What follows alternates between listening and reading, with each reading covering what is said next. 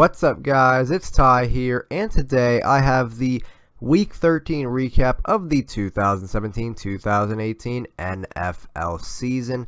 Let's get right into it, guys. We had some Thursday night action last week between the Washington Redskins and the Dallas Cowboys, both teams at 5-6, and after a during a fourth quarter where they outscored them 21-7, the Cowboys moved to 500 on the year as they beat the Redskins 38-14. Kirk Cousins was 26 for 37 with 251 yards and 2 touchdowns. Dak also threw 2 touchdowns, including a franchise record breaker too. I don't know what record Des Bryant broke or what record he broke, but but Alfred Morris had himself a really nice game against his former team. 27 carries, 127 yards, and a touchdown. And Ryan Grant had 5 receptions, 76 yards, and a touchdown himself.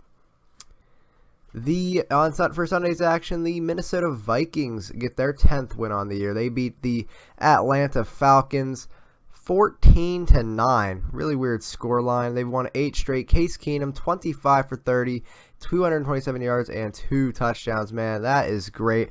Adam Thielen had only 4 receptions and 51 yards, but the Vikings are playing great, and the Falcons, I mean, they kind of were stopped in their tracks in their new fancy stadium, but I don't think the Falcons are a bad team. I think the Falcons might be able to squeak into the playoffs for the wild card, maybe, probably against their division foes, who we will talk about later.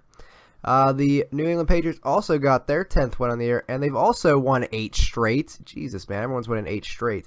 They beat the Buffalo Bills 23-3. Tom Brady was 21 for 30, 258 yards, and he had a pick. Ooh. Gronk had 9 receptions, 147 yards. And speaking of Gronk, he got himself a 1-game suspension after the cheap shot on Tre'Davious White. It ended up giving him a concussion, and that's not cool. He honestly should have been suspended for like 3 to 4 games, in my opinion. But, you know, whatever. The NFL loves Gronk. They got to make money. You guys know how it works. But whatever. What can you do? All right. In the Toilet Bowl, the 49ers beat the Bears by 1 point. What else could it have come down to? 15-14. There were no touchdowns for the 49ers, but they did win the game, I do believe. Robbie Gould kicked the game-winning field goal against his former team. With 24 seconds left. Garoppolo, he started his first game. He was 26 for 37, 293 yards, and a interception. And Marquise Goodwin had 99 yards on 8 receptions. Ooh. The Green Bay Packers moved to 500 on the year. They beat the Tampa Bay Buccaneers in overtime, 26-20. Aaron Jones had a 20-yard run to win the game.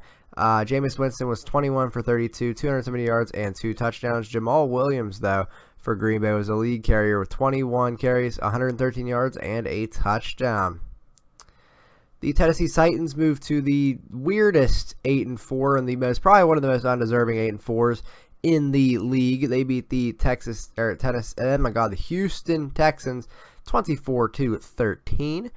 It's their 6th. They've won 6 of 7 for them.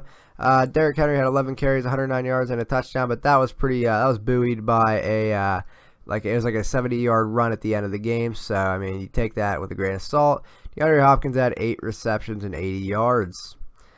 The Denver Broncos, man, I mean, the game there was a 7-game losing streak and a 5-game losing streak, and the 5-game losing streak for the Dolphins came to an end in an emphatic way. They beat the Broncos, who are now have lost 8 straight, 35-9. What a weird scoreline with 2 safeties, guys. 2 safeties. That's amazing.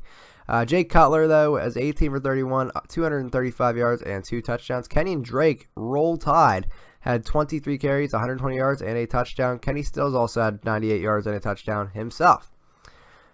The Kansas City Chiefs, man, they are such a sad story. They started off so great, and now they've lost 6 of their last 7. They just can't seem to find it. They lose to the New York Jets, 38-31. Alex Smith, though, was 19 for 33, 366 yards, and 4 touchdowns. Good thing he was on my bench. Alex Smith, he also had 1 carry for 70 yards. I did not see that. And Tyreek Hill, though, 6 receptions, 185 yards, and 2 touchdowns. What a game from him. The Jacksonville Jaguars, they stay in the AFC playoff hunt. They beat the Indianapolis Colts 30-10. Blake Bortles was 26 for 35, 309 yards and 2 touchdowns. And Marquise Lee had 7 receptions, 86 yards and a touchdown himself. The Baltimore Ravens beat the Detroit Lions 44-20. Very high scoring game for the Ravens. Matt Stafford was 24 for 29 with 292 yards. Alex Collins, who is again on my fantasy bench, I lost this week. It's stupid. He had 15 carries, 75 yards, and 2 touchdowns. And Mike Wallace had 5 receptions at 116 yards. This isn't last year. I mean, last year the Browns got their first win on the year. They beat the Chargers last year, but that was when they were in San Diego. Now they are in Los Angeles, so that means they beat the Browns, making them 0-12. They win 19-10. Phillip Rivers was 31 for 43, 344 yards, and a touchdown. And Keenan Allen, man, keeping up his amazing year. He had 10 receptions, 105 yards, and a touchdown. The Oakland Raiders moved to 500 on the year. They beat the New York Giants, who fired Ben McAdoo and their GM. I forgot the name of their GM, but he did fire them this week. They won, but the Raiders won 24-17. Derek Carr was 22 for 36, 287 yards and a touchdown. Marshawn Lynch was had 17 carries, 101 yards and a touchdown. And Evan Ingram, the rookie from Ole Miss, had 7 receptions, 99 yards and a touchdown. The Los Angeles Rams are now 9-3 on the year. They beat the Cardinals 32-16. Again, another weird scoreline. Blaine Gabbert had himself a decent game. Kerwin Williams, haven't heard that game for a while. He had 97 yards on the ground. And Larry Fitzgerald had 10 receptions, 98 yards, and a touchdown. Woohoo. The Eagles' 9-game win streak came to an end in CenturyLink Field as the Seattle Seahawks beat the Eagles 24-10. Carson Wentz was 29 for 45, 348 yards, and a touchdown. And Nelson Aguilar, man, 7 receptions, 141 yards, and a touchdown. I called my friend Mason like a big dummy, basically, for picking up Nelson Aguilar this year because he's not that good. But turns out he's actually pretty good this year. So, hey, I'm sorry, Mason. I'm sorry. And then on Monday night, man, we had an injury-riddled game, man. But with Ryan Shazier getting severely hurt, I mean, he's better now, I do believe. It looked like people thought maybe he was like paralyzed, but he was not, so we are lucky to have him okay. Juju Smith-Schuster laid out Vontaze Burfict. Justice was served there as a clean block, it's my opinion. And George Iloka really hit Antonio Brown, a really nice hit. It was a nice hit. I don't think, maybe just because like the helmet was a bad thing, but I think it was a clean hit in my opinion as well. But the Steelers were down 20-3, but they ended up coming back, outscoring the Bengals 22-3 in the second half, and they won 23-20. Big Ben was 24 for 40, 290 yards and 2 touchdowns. Le'Veon Bell had 5 receptions, 106 yards, and 1 touchdown through the air, not on the ground. So that's going to be it from me on this Week 13 recap. I hope you guys enjoyed. If you haven't already, make sure you guys like, comment, and subscribe to the YouTube. If you haven't already, this is Tyler signing off saying I'll see you in the next one, guys. Have a good one. Later.